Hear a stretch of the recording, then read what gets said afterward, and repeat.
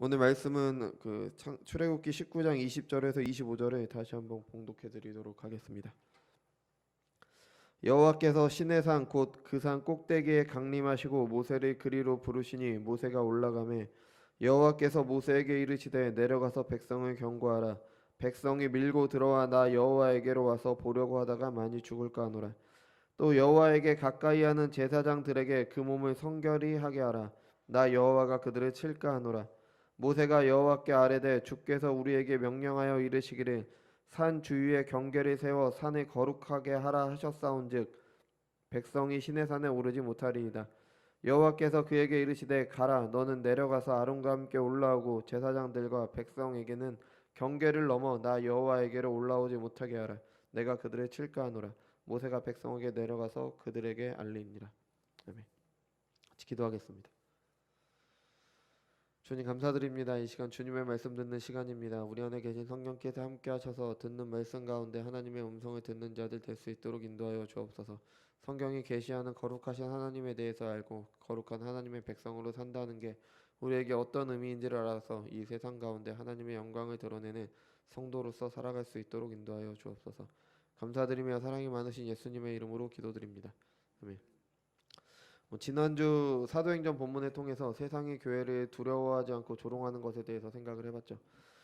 안타깝지만 이것은 어제 오늘 일이 아닙니다. 제가 존경하는 신학자이자 목사님 중에 데이비드 웰스라는 분이 계십니다. 저랑은 일면식도 없습니다. 제가 그분의 글을 통해서 그냥 많이 배웁니다. 그분께서 이미 2007년도에 책을 내셨어요. 그럼 여러 가지 책을 내셨는데 2007년도에 내신 책에서 이런 문제들을 다루고 계십니다. 이분께서는 교회가 이렇게 된 게 거룩하신 하나님을 잃어버렸기 때문이다라고 말씀을 하셨어요. 그러니까 신학에 실종됐다. 신학의 실종 이게 가장 유명한 저서인데 이렇게 말씀을 하셨습니다. 오늘은 이것에 대해서 출애굽기 본문을 가지고 같이 살피려고 합니다. 출애굽기는 신자들에게 가장 아주 익숙한 책이죠. 그죠? 이거 출애굽기 모르는 사람은 없을 거예요.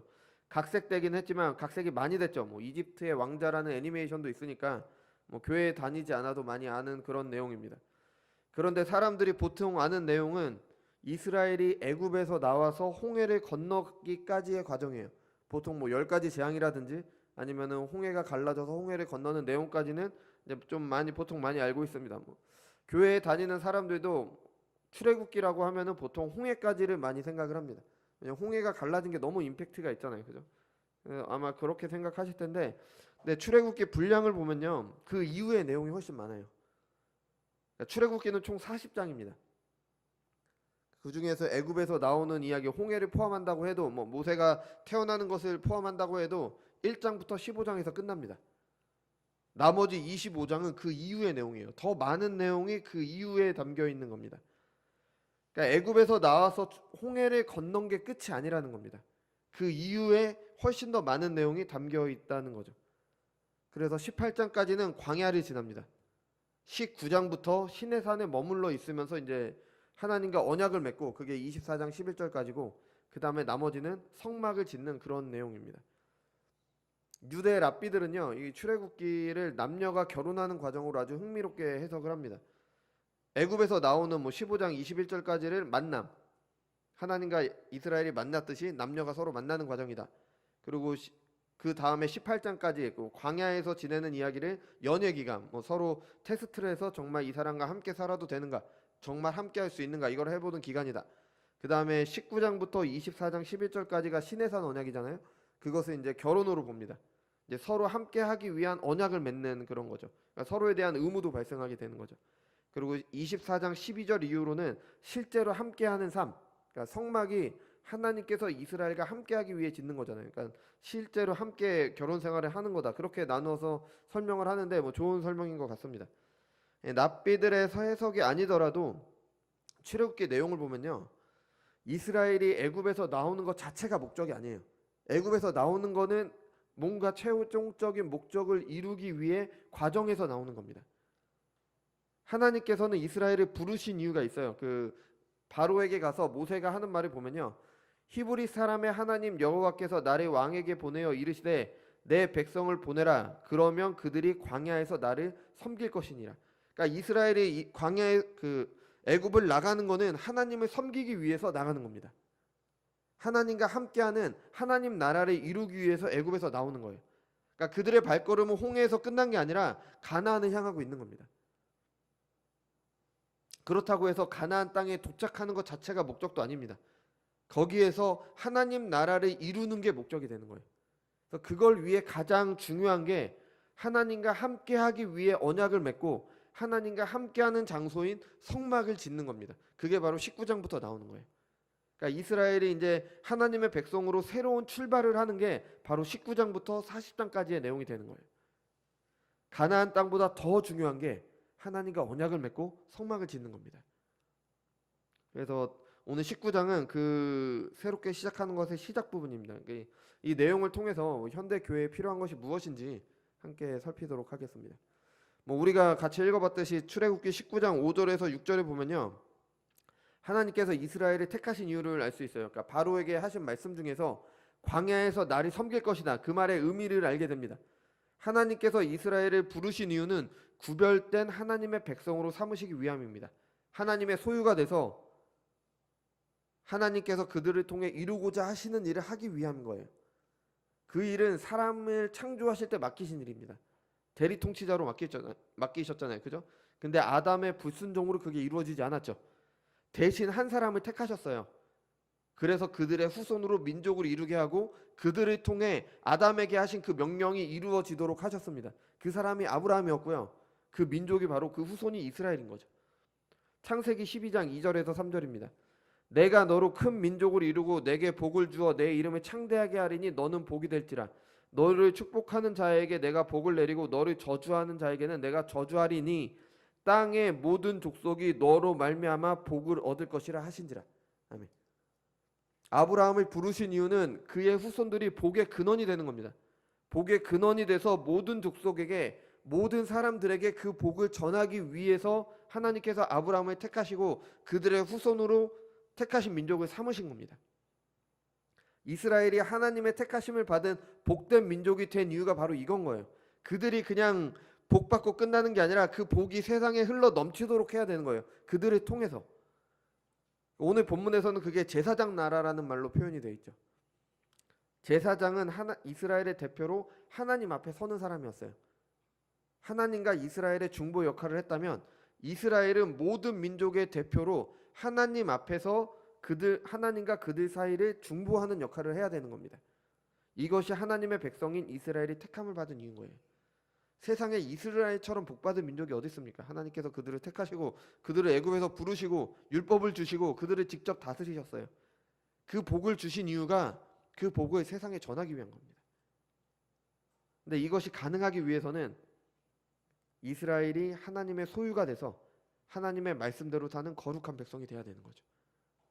우리가 잠시 거룩이라는 단어에 대해서 잠시 생각을 해보면요, 거룩하다 그러면은 보통은 올바른 사람, 죄를 짓지 않은 사람 이렇게 생각되지만 거룩의 기본적인 의미는요, 구별하다는 의미예요. 그러니까 거룩이 자르다라는 말에서 나옵니다. 그러니까 거룩은 구별하는 겁니다. 구별하는 거. 거룩은, 성경이 말하는 거룩은요, 그러니까 사람에게서 찾아볼 수 없는 하나님의 성품입니다. 하나님께서는 그가 만드신 모든 것과 구별되십니다. 우리가 아는 모든 것, 그 어떤 것과도 이렇게 다르신 분이 바로 하나님이세요. 그 하나님을 표현하는 말이 거룩인 겁니다. 구별되신 하나님. 그래서 사람은 스스로 절대 하나님을 알 수가 없는 거죠. 왜냐하면 본질이 아예 다르니까. 나랑 완전히 다르니까 사람이 스스로 하나님을 상상할 수가 없는 겁니다. 모든 것 위에 계시고 모든 것이 그로 말미암고 모든 것이 그에게로 돌아갑니다. 이 땅에 발을 붙이고 사는 사람들은 알 수가 없는 거죠. 무한하신 하나님을 고작해야 몇십 년, 길게 살면 100년? 그런 사람의 지혜로 알 수가 없는 겁니다. 오늘 사람의 눈으로 볼 수 없는 게 세상에 너무 많죠. 근데 사람의 눈으로 볼 수 있는 것도 사람은 다 이해하지 못합니다. 너무 작은 것은 사람의 눈으로 볼 수 없죠. 요즘 나오는 양자 역학이니 그런 것, 양자 세계 사람의 눈으로 볼 수가 없잖아요. 그죠? 너무 큰 것도 일부분만 보면은 전부를 알 수 없죠. 흔히 말하는 코끼리 발에 개미가 본다고 해서 코끼리 발의 일부만 보겠죠. 그 개미가 코끼리를 알 수 없는 것처럼 사람은 본다고 해도 너무 큰 것에 대해서는 알 수 없습니다. 또 볼 수 있는 것도 한계가 있죠. 본다고 해서 모든 것을 다 아는 것도 아닙니다. 우리가 눈으로 봐도 이해하지 못하는 일들이 너무 많죠. 이런 사람이 하나님을 알 수가 없습니다. 피조물도 알 수 없는데, 하나님께서 만드신 세상도 다 알 수 없는데 어떻게 하나님을 알 수 있습니까? 그래서 사람에게는 계시가 필요한 겁니다. 거룩하신 하나님께서 사람에게 자신을 알리시고 사람과 언약을 통해 관계를 맺으신다는 것 자체가 은혜인 겁니다. 그 자체로 감사한 일입니다. 사람이 하나님께 뭘 요구할 수가 없는 거죠. 그것이 거룩하신 하나님의 의미예요. 우리랑 완전히 다르신 분, 모든 것으로부터 구별되신 분, 모든 것에서 자유로우신 분, 뭐 착한 신, 뭐 그런 정도의 의미가 아닙니다. 어느 신학자는 이렇게 말했습니다. 거룩은 그가 창조한 모든 것으로부터 구별시키는 하나님 속에 정의될 수 없는 신비라고 말했습니다. 우리가 알 수 없는 거예요. 왜냐하면 우리랑 다르니까. 그래서 거룩의 반대말은요, 더러움 뭐 이게 아니라, 거룩의 반대말은 속되다입니다. 속되다가 뭐 나쁜 의미에서 속되다가 아니라 세상적이다, 그냥 세상이다. 그게 거룩의 반대말인 겁니다. 그러니까 우리가 하나님의 소유가 된다는 것, 거룩한 백성이 된다는 것은 내가 세상과 다른 백성이 된다는 거예요. 다른 사람으로 산다는 겁니다. 하나님의 말씀에 순종할 때 그렇게 된다는 거죠. 세상과 다른, 구별된, 전혀 다른 방식으로, 전혀 다른 목적을 가지고 사는 사람들이 하나님의 백성들이고 하나님의 거룩함을 닮아가는 거룩한 백성이 되는 거죠. 근데 이스라엘이 이렇게 하나님 거룩한 백성이 될 수 있었던 이유는 하나님께서 먼저 그들에게 베푸신 은혜 때문입니다. 그러니까 이스라엘이 복받은 민족인 이유는 하나님께서 그들에게 은혜를 베푸신 거죠. 뭐 우리가 이 앞부분에 나오잖아요. 내가 너희를 애굽에서 어떻게 불러냈으며 너희가 그 은혜 받을 자격도 없는데 세상 그 어떤 민족도 경험하지 못했던 놀라운 일들로 너희를 불러냈다. 뭐 홍해를 갈랐고 10가지 재앙을 내리고 너희가 그것을 다 봤으니까 내 말을 잘 듣고 내 언약에 충실하면 내 소유가 되고 제사장 나라 거룩한 백성이 될 것이다. 이게 하나님께서 이스라엘을 불러내신 이유고 그들에게 먼저 은혜를 베푸신 이유가 되는 거죠. 하나님의 백성이 된다는 것은 오직 은혜로 이스라엘에게 베풀어진 특권이에요. 분명한 특권입니다. 그리고 그것은 하나님께서 맡기신 일, 거룩한 백성, 제사장 나라가 되기 위한 거였죠. 그리고 또 그렇게 사는 것이 하나님께서 사람을 창조하신 목적인 세상의 대리 통치자로서 가장 사람답게 사는 모습인 거예요. 아담에게 원하셨던 그 모습인 겁니다. 죄 때문에 본래 자신의 위치를 잃어버리고 죄의 노예가 돼서 그들이 다스려야 되는 피조물들을 섬기는 비참에 빠진 사람들에게 이보다 더 큰 은혜는 없는 겁니다. 이게 먼저 이스라엘에게서 시작되고 이스라엘을 통해 온 세상에 퍼져나가게 하는 게 하나님의 방법이었던 겁니다. 이런 이스라엘에게는, 이런 은혜 아래 이스라엘에게는 율법을 지킴으로 하나님께 순종해야 된다는 것이 요구가 되는 거죠. 그래서 오늘 언약을 맺게 되는 거죠. 순종해야 하나님의 구별된 백성으로 사는 은혜를 누림과 동시에 하나님께서 맡기신 제사장 나라로서의 역할을 하기 때문입니다. 뭐 이렇게 얘기했더니 이스라엘이 이걸 잘 알아들었는지 뭐 8절인가 그랬죠. 예, 8절에서 우리가 다 행하겠다, 우리가 다 행하겠습니다, 뭐 이렇게 대답을 합니다. 근데 이후에 이스라엘 모습을 보면요, 우리가 잘 알듯이 이스라엘은 결국 하나님께 계속 불순종하다가 약속의 땅에서 쫓겨납니다. 그죠? 그러니까 이 대답은 뭐 지금 이 출애굽 1세대도 하나님께 불순종하다가 가나안 땅에 아예 들어가지도 못하죠. 그러니까 이 사람들은 깊게 생각하지 않고 그냥 요 애굽에서 나왔다는 그거에 너무 흥분된 나머지 그냥 되는 대로 대답한 거라고 그렇게 좀 보입니다. 이스라엘은 계속 거역하니까. 그래서 9절에서 여호와께서 이렇게 말씀하십니다. 여호와께서 모세에게 이르시되 내가 빽빽한 구름 가운데서 내게 임함은 내가 너와 말하는 것을 백성이 듣게 하며 또한 너를 영영히 믿게 하려 함이라. 아멘. 하나님의 말씀과 하나님의 말씀을 전하는 모세의 말이 듣게 하기 위해서 하나님께 임하심이 필요했던 겁니다. 하나님께서 그들에게 하나님이 어떤 분이신지를 알려야지 그들이 하나님께 순종할 수 있기 때문에 그런 과정이 필요했던 거예요. 우리에게는 성경이라는 계시가 있지만 이스라엘에게는 없었잖아요. 그래서 특별한 방식으로 자신을 나타내실 필요가 있었던 거죠. 그리고 그들을 하나님과 만나기 전에 이스라엘을 준비하도록 하셨습니다. 먼저는 스스로 성결은 거룩하다는 뜻입니다. 그러니까 거룩하게 해야 했습니다.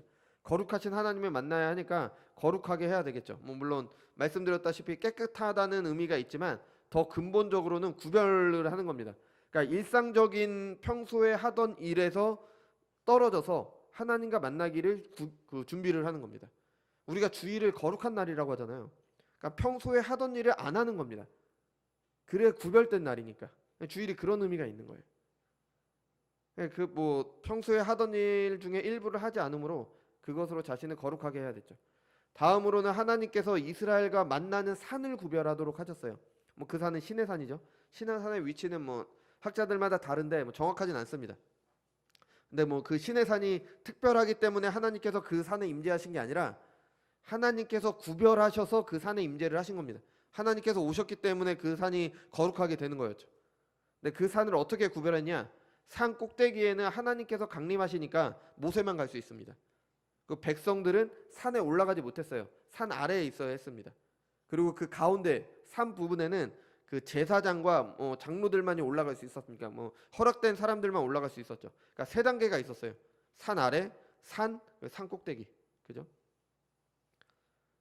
이 세 가지 단계는요, 성막에서도 그대로 나타나요. 우리 성막 알잖아요. 지성소 있고 대제사장만 1년에 한 번, 하나님이 임재하심을 상징하는 그 지성소에는 대제사장만 1년에 한 번 들어갈 수 있죠. 그 다음에 성소가 있습니다. 성소는 제사장들, 그 하나님 성막에서 봉사하는 사람들, 허락된 사람들만 들어갈 수 있는 곳. 그 다음에 백성들이 들어갈 수 있는 뜰. 이렇게 세 가지가 있었잖아요, 그죠? 그러니까 산도 시내산도 그 성막과 비슷한 모양인 거예요. 그러니까 이 시내산과 성막이 연결이 되는 겁니다. 성막이 완성되기 전에 하나님께서 그의 백성을 만나시기 위해 먼저 시내산에 그런 모습을 먼저 보여주신 겁니다. 그러니까 이런 구조가 무엇을 말해줍니까? 왜 굳이 하나님은 이런 방식으로 사람들과 만나라고 하셨을까요? 그냥 만나면 되지. 왜 준비하라고 하시고 왜 이렇게 세 가지 단계로 나눠서 만나도록 하셨을까요? 하나님께 함부로 갈 수 없다는 겁니다. 아무나 갈 수 없다는 거예요. 거룩하신 하나님, 세상 그 무엇과도 비길 수 없는 하나님께 함부로 갈 수 없습니다. 물론 하나님께서 놀라운 은혜로 사람들에게 직접 자신을 나타내셨어요. 하나님께서 왜 이렇게 하셨냐면 자신을 나타내시기 위해 이스라엘과 만나기 위해 이렇게 하시고 있는 거예요. 하지만 그럼에도 불구하고 사람이 함부로 하나님에 다가갈 수 없다는 겁니다. 거룩은 세상에서 찾아볼 수 없는 하나님의 성품이었잖아요. 세상과 구별되는, 세상에서 시작되거나 나온 게 아니라 하나님에게서 나온 거예요. 그게 세상에 존재한다는 것 자체가 하나님께서 세상에 관여하신다는 겁니다. 그리고 그의 백성들에게 하나님의 성품인 거룩을 요구하신다는 것 자체가 하나님을 닮아갈 수 있도록 은혜를 베푸셨다는 의미가 되는 거예요. 이걸 위해서 그 자신의 사람들이 볼 수 있도록 이렇게 나타내시고 있는 겁니다. 거룩이 뭔지 모르는 사람에게 거룩을 나타내시고 거룩할 것을 요구하셨습니다. 그러니까 하나님께서 자기 자신을 거룩하신 하나님으로 드러내시고 있는 중에도 사람은 함부로 하나님께 갈 수가 없는 거예요. 왜냐하면 어마어마한 차이가 있기 때문에, 어마어마한 간극이 있기 때문에. 이게 시내산 구조가 우리에게 말해주는 겁니다. 성막의 구조가 우리에게 이걸 말해줘요. 함부로 가서는 안 된다. 그리고 이것이 우리 시대가 잃어버린 거룩하신 하나님에 대한 개념입니다. 여러분, 하나님, 예수님 하면 우리의 머릿속에 가장 떠오르는 게 무엇입니까? 뭐 사람마다 다를 수 있겠지만 보통은 사랑의 하나님, 자상한 아버지의 모습, 환하게 웃으시면서 두 팔 벌리고 서 계신 예수님의 그림, 뭐 이런 것들 많이 떠오르겠죠. 물론 하나님과 예수님은 누구보다 우리를 사랑하시는 분입니다. 그거는 변함없습니다. 그런데 이런 모습, 우리가 좀 전에 말씀드린 그런 모습이 하나님의 모습의 전부가 아닙니다. 그런데 이렇게 굳어져 버린 이유는요, 사람들이 성경이 말하는 하나님이 아니라 자신들이 바라는 하나님만을 강조하고 싶기 때문에 이런 하나님으로 굳어져 버린 겁니다. 왜 이렇게 합니까? 계시된 하나님이 아니라 내가 원하는 하나님을 만들어내기 때문에요. 순종해야 될 하나님이 아니라 우리가 사용할 수 있는 하나님을 만들기 때문입니다. 우리가 그의 앞에 자신에 대한 권리를 모두 포기하는 대신, 나를 포기하는 대신 우리의 필요를 만족시켜 주실 하나님을 원하기 때문에 이런 하나님을 만들어내는 거죠. 이런 사람들이 하나님을 가볍게 만듭니다. 가볍게. 뭐 그냥 사람들이 만들어낸 우상 중에 하나, 세상 신들 중에 하나. 세상과 구별된 뿐이 아니라 세상에서 만들어진 신 그 중에 하나로 만들어버리는 거죠. 우리 시대가 얼마나 하나님을 가볍게 여기는지 아까 말씀드린 데이비드 웰스 목사님께서 이렇게 말씀하셨어요. 자신이 하나님의 존재를 믿는다고 설문조사자에게 말하는 사람들도, 그러니까 신자들이겠죠. 하나님보다 TV에 더 큰 흥미를 느끼고 하나님의 명령보다 부와 권력에 더 큰 권위를 부여하고 하나님의 심판보다 저녁 뉴스를 더 심각하게 생각하고 하나님의 진리보다 아부와 거짓이 난무하는 광고의 감미로움을 더 매력적으로 받아들인다.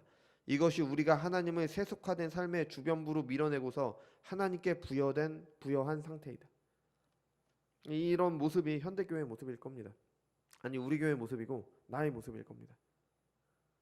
이런 교회와 나의 문제점을 발견하지 못한다면, 그래도 뭐 나는 괜찮다라고 생각한다면, 그건 진짜 괜찮아서가 아니라 내가 이미 세속화된 교회의 일부이기 때문에 그게 문제라는 것조차도 못 느끼고 있는 겁니다. 느끼더라도 자기 합리화하는 것이 반복되다 보니까 이제 무뎌지게 되는 거죠. 뭐 다 그런데 뭐 나라고 뭐 그래. 이렇게 무뎌지게 되는 겁니다. 그 결과 진리가 아닌 것이 진실처럼 보이고 악한 것이 선한 것으로 행세하며 사소한 것이 중요한 것으로 가장하게 됩니다. 그러면서 정작 진리, 선한 것, 중요한 것, 거룩하신 하나님을 아는 것에서는 멀어지게 되는 거죠. 여러분, 우리는 물론 그리스도의 보혈로 하나님께 나아갈 수 있게 됐습니다. 우리는 더 이상 뭐 성소나 성막이나 그런 게 필요하지 않습니다. 성소와 지성소를 가로막던 휘장이 찢어졌잖아요. 예수님께서 돌아가실 때. 그러니까 이제 우리는 그 어떤 것도 거치지 않고 예수님께 나아갈 수 있게 되었습니다. 우리 히브리서 10장 한번 찾아보겠습니다. 히브리서 10장 18절에서 22절입니다.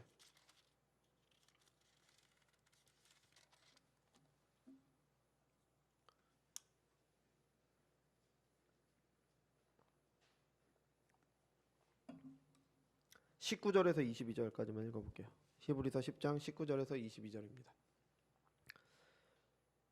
그러므로 형제들아, 우리가 예수의 피를 힘입어 성소에 들어갈 담력을 얻었나니 그 길은 우리를 위하여 휘장 가운데로 열어놓으신 새로운 살 길이요 휘장은 곧 그의 육체니라. 또 하나님의 집 다스리는 큰 제사장이 계심에 우리가 마음의 뿌림을 받아 악한 양심으로부터 벗어나고 몸은 맑은 물로 씻음을 받았으니 참 마음과 온전한 믿음으로 하나님께 나아가자. 아멘. 우리는 그리스도의 보혈로 하나님께 나아갈 수 있는 담력을 얻었습니다. 나아갈 수 있게 됐어요. 모세에게 허락되었던 산꼭대기, 대제사장도 1년에 한 번 아주 조심스럽게 갈 수 있었던 지성소가 주님을 믿는 모든 신자들에게 그리스도를 통해 들어갈 길이 열렸습니다. 그렇지만 그것이 하나님의 거룩하심의 수준이 낮아졌거나 나의 거룩함의 수준이 높아져서 들어갈 수 있는 게 아닙니다. 그 길이 열렸다고 함부로 갈 수 있는 것도 아니에요. 예수님께서 나를 대신해서 돌아가셨기 때문에 그의 보혈의 공로를 힘입어 갈 수 있게 된 겁니다. 갈 때도 그냥 가는 게 아니라 나왔듯이 참 마음과 온전한 믿음으로 가야 되는 거예요. 그냥 막 가는 게 아닙니다. 왜 하나님께서 경계를 정하고 허락된 사람들에게만 하나님께 가까이 갈 수 있도록 하셨습니까? 왜 사랑의 하나님인데 하나님 보러 좀 가까이 간다고 왜 죽게 하셨어요? 그게 말이 안 되잖아요. 우리가 생각하는 사랑의 하나님이라면, 모든 사람에게 평등한 하나님이라면 그냥 다 한 번에 하나님을 만날 수 있게 하셔야지 왜 이렇게 3단계를 정해놓으셨어요?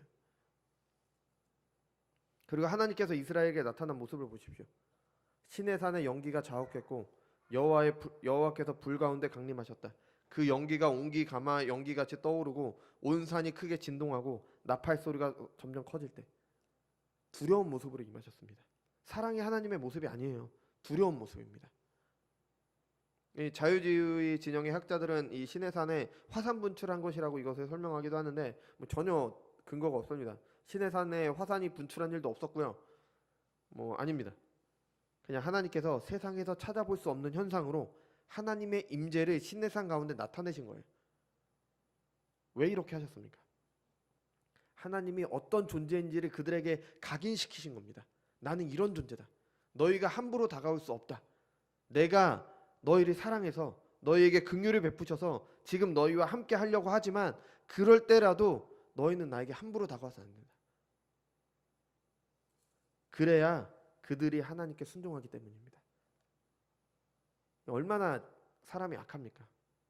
한번 마음 먹어도 그냥 돌아서면 하잖아요. 이렇게 각인을 해도 이스라엘은 거역을 했잖아요. 그죠? 순종을 해야 되니까. 하나님을 위해서가 아니라 그들 자신을 위해서. 사람답게 살아야 되니까. 이거는 신약 성도들도 마찬가지입니다. 거룩하신 하나님, 무엇과도 비길 수 없는 하나님, 그분이 신자들의 마음에 각인될 때 우리는 참 마음과 온전한 믿음으로 하나님께 나아가게 됩니다. 평등, 공평, 공정 이런 가치가 아주 민감한 우리 시대 정신은 이런 단계가 있다는 것으로 하나님을 비난하려고 할 수도 있습니다. 어떻게 하나님이 그럴 수 있느냐? 왜 사람만 세상을 다스리느냐? 동물도 똑같은 피조물인데 똑같아야 되지 않냐? 이런 생각은 진화론과 더해져서 사람도 똑같이 진화된 것뿐이니까 똑같아야 된다. 동물과 사람이 뭐가 다르냐?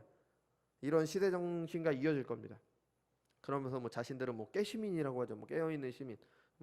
또 그렇게 얘기도 합니다. 또 이렇게 생각할 수도 있어요. 남녀가 똑같아야지 왜 다르냐? 다르면 하나님 불공평한 거 아니냐? 네, 하나님은요 다르게 창조하셨습니다. 다르게. 동물과 사람은 달라요. 아예 창조되는 과정도 아예 다릅니다. 맡기신 일 자체가 달라요. 사람은 창조하실 때부터 세상의 대리 통치자로 창조를 하신 겁니다. 남자와 여자도 다르게 창조하셨어요. 다릅니다. 뭐 이게 다르다는 게 남자와 여자의 우열을 말하지 않습니다. 성경이 뭐 남성 우월주의라고 하는데 아닙니다. 남자와 여자는 같습니다. 동등해요. 하지만 역할이 다른 겁니다. 맡기신 일이 달라요. 동등한 가운데 서로 다르게 하심으로 서로가 부족함을 이렇게 서로 함께 메꿔서 둘이 하나가 돼서 하나님의 뜻을 이루는 겁니다. 그게 돕는 배필이잖아요. 요즘에 뭐 젠더 갈등이라고 하죠. 너무 과한 것 같습니다. 물론 인터넷에 글을 올리고 반응하는 사람들이 대부분 과격한 사람들이잖아요.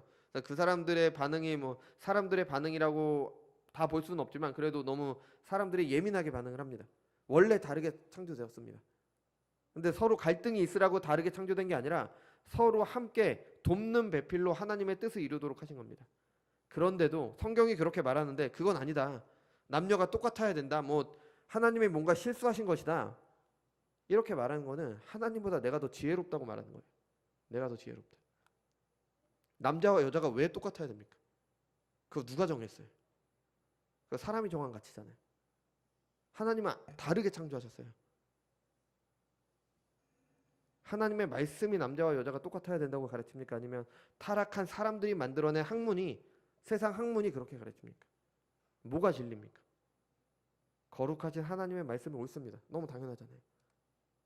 모든 것 위에 계신 분께서 그렇게 창조하신 거예요. 그럼 그렇다라고 계시를 하셨습니다. 그럼 그런 겁니다. 하나님께서 동물이 아니라 사람을 통해 세상을 다스리도록 하셨습니다. 원래 그렇게 창조하신 거예요. 동물과 사람은 다른 겁니다. 동물과 사람을 차별하신 게 아니라 그냥 그렇게 만드신 거예요. 그게 하나님의 뜻이었고 그런 하나님의 뜻을 누구도 거스를 수가 없습니다. 하나님은 세상과 구별되셨기 때문에 이 세상에 어떤 것이 하나님께 영향을 줘서 하나님이 무슨 일을 해야만 하도록 그렇게 강제할 수 있는 게 없습니다. 완전히 구별되셨어요. 이 세상에서 어떤 일이 생기더라도 하나님은 전혀 영향을 받지 않으십니다. 완전히 구별되셨으니까. 그런데 그런 하나님의 기뻐하신 뜻에 따라 그렇게 정하신 겁니다. 사람을 통해서 세상을 다스리도록. 삼중구조가 있는 거죠. 하나님, 사람, 피조물. 하나님께서 사람을 통해 피조물을 다스리신다. 그리고 에덴 있잖아요. 에덴. 에덴을 시작으로 세상에 하나님 나라를 이루려고 하셨습니다. 이런 구조도 있었던 거예요. 하나님, 에덴, 세상. 에덴은 그런 장소였습니다. 에덴이 그냥 뭐 뒷동산이 아니라 뭐 우리가 그동안 몇 번 말씀드렸듯이 성막, 성전과 같은 곳이 바로 에덴입니다. 에덴의 출구 오른쪽에 있잖아요. 성막과 성전의 출구 오른쪽에 동쪽에 있었습니다. 동쪽. 그죠? 성막과 성전에 있었던 그 금촛대 있잖아요. 그게 생명나무를 상징합니다. 성막과 에덴은 굉장히 연결이 많이 돼요. 에덴을 묘사할 때 사용된 보석들이 성막과 성전에서도 그대로 사용됩니다. 그리고 뭐 많이 말씀드렸듯이 아담의 에덴에서 아담에게 우리말로 경작하며 지키게 하셨다라고 나오잖아요. 그게 히브리어로 아바드와 샤마르입니다. 아바드 일하다, 샤마르 지키다. 근데 이게 같이 쓰일 때는 민수기에서 제사장들이 성막에서 봉사할 때 그들이 하는 일을 아바드, 샤마르 이렇게 얘기를 해요. 그러니까 따로따로 쓰일 때는 뭐 일하다, 지키다 이런 의미지만 같이 쓰일 때 그 단어가 같이 쓰일 때는 성막에서 하는 일에 대해서 이야기를 합니다. 그러니까 아담은 일종의 제사장이었던 거예요. 에덴을 섬기는 제사장의 역할을 했던 겁니다. 그러니까 하나님 에덴 세상이라는 구조가 있었던 거예요. 시작부터 그랬습니다. 그리고 하나님께서는 이스라엘을 통해 이제 그 일이 이스라엘에게 맡겨진 거예요. 이스라엘을 통해 세상에 하나님의 복이 흘러가도록 하셨죠. 이스라엘에서 하나님 나라가 시작되도록 하셨습니다. 그러니까 하나님, 이스라엘, 세상인 겁니다. 물론 이스라엘도 실패했죠. 그죠? 이 일이 예수님을 통해 이루어졌습니다. 그 예수님을 통해 구원이 유대인에게서 시작이 됐죠. 예수님이 유대인으로 태어나셨으니까요. 그리고 지금은 하나님, 교회, 세상이라는 그런 구조가 있게 되는 겁니다. 하나님께서 교회를 택하셔서 부르셨습니다. 에서와 야곱 중에서 야곱을 사랑하시고 에서를 미워하셨다고 하신 하나님께서 죄인들 가운데 어떠한 이유도 없이 오로지 은혜로 저와 여러분을 하나님의 자녀로 부르셨습니다. 그럼 이거 불공평하다. 하나님이 뭐 그러냐? 아닙니다. 성경이 그냥 그렇게 얘기를 하고 있는 거예요. 하나님께서 그렇게 하셨어요. 여기에 우리가 더 말할 게 없는 겁니다. 우리를 택하시고 부르셨습니다. 하나님과 더 가까운 곳까지 그리스도의 공로를 힘입어 갈 수 있도록 하셨어요. 그럼 우리가 해야 될 일은 무엇입니까? 예수의 보혈로 그 피로 내 죄가 씻겼으니까 나는 천국 간다. 끝. 이게 아니라는 거예요. 애굽에서 이스라엘을 불러내신 것에 이유가 있었잖아요. 그들이 하나님을 섬기는 나라, 하나님 나라를 이루어서 그 나라에서 누리는 복, 그 나라에서 사는 것이 얼마나 좋은 것인지를 세상에 보여주는 일을 해야 됐던 거예요. 그래서 세상 나라들이 이스라엘을 보고 하나님을 섬기도록 와야 했던 겁니다. 그 모델이 바로 가나안 땅이었던 거예요. 이스라엘. 세상과 구별된 백성으로 제사장 나라의 역할을 해야 됐던 거죠. 우리 창세기 19장 5절에서 6절을 제가 다시 읽어드리면요. 세계가 다 내게 속하였나니 너희가 내 말을 잘 듣고 내 언약을 지키면 너희는 모든 민족 중에서 내 소유가 되겠고 너희에게 내게 대하여 제사장 나라가 되며 거룩한 백성이 되리라. 너는 이 말을 이스라엘 자손에게 전할지니라. 이것을 기억하시고 베드로전서 2장 9절을 보면요. 베드로전서 2장 9절 제가 그냥 읽어드릴게요. 그러나 너희는 택하신 족속이요 왕같은 제사장이요 거룩한 나라요 그의 소유가 된 백성이니 이는 너희를 어두운 데서 불러내어 그의 기이한 빛에 들어가신 이의 아름다운 덕을 선포하게 하려 하십니다. 똑같습니다. 이스라엘을 부르신 이유와 교회를 부르신 이유가 똑같은 거예요. 근데 거룩하신 하나님은 모르니까, 이런 걸 모르니까, 이 계시된 하나님은 모르니까 자꾸 나에서 멈추는 거예요. 끝나는 거예요. 내 죄 씻으신 그 감사에서 멈춥니다. 뭐 당연히 감사할 일이죠. 무엇과도 바꿀 수 없는 은혜입니다. 하지만 그게 다가 아니라는 거예요. 출애굽기가 15장에서 끝나는 게 아니듯이 우리가 그냥 구원받은 것에서 끝나는 게 아닙니다. 세상에서 찾아볼 수 없는 하나님의 거룩하심을 닮은 은혜도 우리가 있게 되는 거죠. 그리고 그것을 세상에 보여줘야 되는 게 우리의 의무인 겁니다. 그것을 통해 하나님의 나라를 이루어가는 것, 거룩한 백성, 하나님의 소유, 제사장 나라로 일하는 은혜를 입게 되는 겁니다. 그게 우리가 은혜를 입는 것이면서 동시에 우리를 부르신 이유인 거예요. 그러니까 우리는 그 일을 해야 되는 거죠. 당연히 해야 되는 겁니다. 어떻게 해요? 하나님의 말씀에 순종함으로.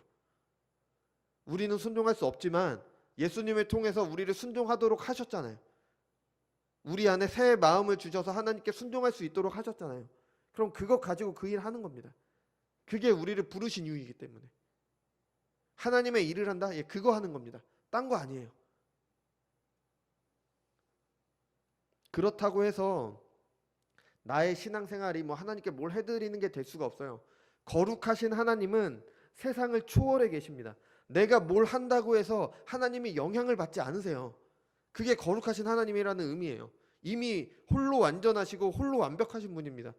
더 이상 뭐가 필요 없으세요. 모든 것이 무한하시고 영원하시고 완전하세요. 그런 분께 한낱 피조물, 하나님은 물론 우리를 사랑하시지만 그냥 객관적으로 보면은 아무것도 아닌 존재입니다. 우리는. 그러니까 우리를 사랑하시는 하나님 은혜가 더욱더 큰 거죠. 우리가 뭘 해드릴 수 있겠어요? 우리가 하는 거, 우리가 뭘 하잖아요. 하나님께 대해서 우리가 뭘 해드린다. 그게 바로 하나님의 은혜인 겁니다. 할 수 있게 해주신 거예요. 거룩을 닮아갈 수 있게 해주신 겁니다. 그의 거룩하심에 이 세상에 전혀 유래를 찾아볼 수 없는 그의 거룩하심에 참여하도록 하시는 은혜를 입는 겁니다. 그리고 우리는 그가 맡기신 일을 할 때 하나님께서 우리를 창조하신 목적에 맞는 사람답게 사는 겁니다. 사람답게.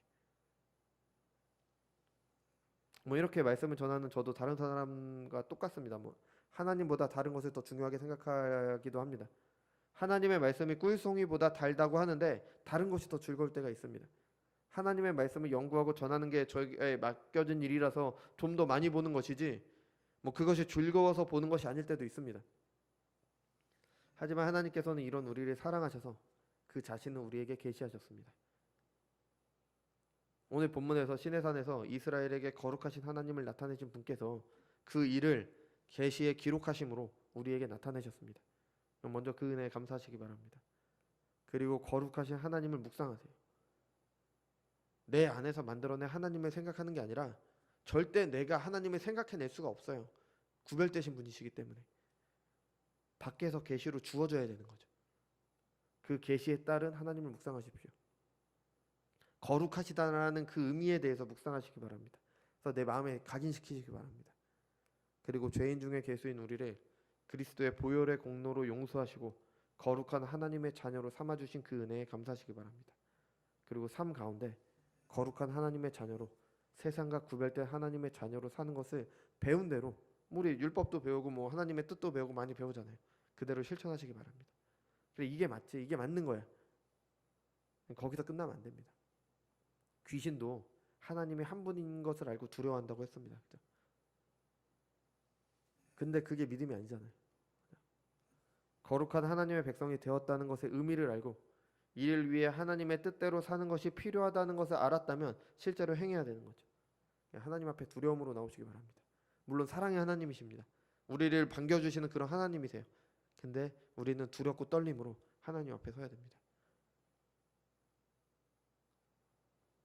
하나님께서 친히 십자가에 달리심으로 그 길을 열어주셨지만 두렵고 떨림으로 서셔야 됩니다. 뭐 한때 교회들이 많이 사용했던 라틴어가 있습니다. 제가 라틴어는 전혀 모르는데 이 말은 알아요. 코람데오. 하나님 앞에라는 뜻입니다. 하나님 앞에. 내가 하나님 앞에 어떻게 설 것인가. 예배 시간도 하나님 앞에. 나의 삶도 하나님 앞에. 모든 일이 하나님 앞에. 그게 바로 신자의 삶이라는 걸 잊지 마시고 거룩한 하나님을 닮아가는 거룩한 자녀로 살아가시기 바랍니다. 언제까지 하나님의 자녀라면서 세상과 똑같아서 맛을 잃고 길가에 버려져서 밟히는 소금이 되어서는 안 됩니다. 거룩하신 하나님의 자녀라면 그의 거룩을 닮아 세상과 구별된, 세상과 다른 하나님의 자녀의 삶을 사시기 바랍니다. 그럴 때 우리는 하나님의 무한하신 영광에 참여하는 은혜를 잊게 될 겁니다. 그런 우리를 통해 하나님의 영광이 세상에 나타나게 될 것입니다. 그게 우리가 해야 될 제사장 나라의 역할입니다. 그리고 하나님께서는 이 모든 일을 통해서 영광 받으실 것입니다. 앞으로 계속 거룩하신 하나님을 알아가고 그를 닮아가는 데 힘쓰는 우리 교회가 되길 바랍니다. 같이 기도하겠습니다. 주님 감사합니다. 오늘은 출애굽기 19장에서 하나님 계시하신 하나님 거룩하신 하나님의 모습을 통해서 우리가 알아야 되는 하나님, 현대 교회가 잃어버린 하나님에 대해서 같이 살폈습니다. 주님 하나님은 거룩하신 분이십니다. 이 세상과 완전히 구별되신 분이시기에 하나님께서 우리를 나타내시는 은혜를 주셨음에도 우리는 하나님께 두렵고 떨림으로 나아가야 됩니다. 예수님을 통해 하나님께 나아가는 길이 열렸음에도 우리가 함부로 나아갈 수 있는 것이 아니라 두렵고 떨림으로 참 마음과 온전한 믿음으로 나아가야 합니다. 하나님이 어떠한 분이신지 계시하는 성경에 대해서 우리가 더욱더 깊이 묵상할 수 있도록 인도하여 주옵소서. 그래서 내가 내 안에서 만들어낸 하나님 아니면 세상 생각이 만들어낸 하나님이 아니라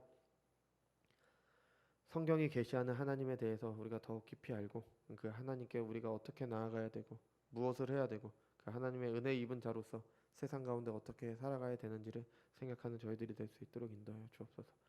저희가 하나님을 닮아가는 것이 우리의 입으로만 끝나는 것이 아니라 실제 삶 가운데 나타나서 하나님의 거룩을 세상에 드러낼 수 있도록 인도하여 주시고 그것을 통해서 사람들이 하나님께 영광 돌릴 수 있도록 인도하여 주옵소서. 그래서 이 세상에 하나님 나라를 이루어가는 저희 교회가 될 수 있도록 인도하여 주옵소서.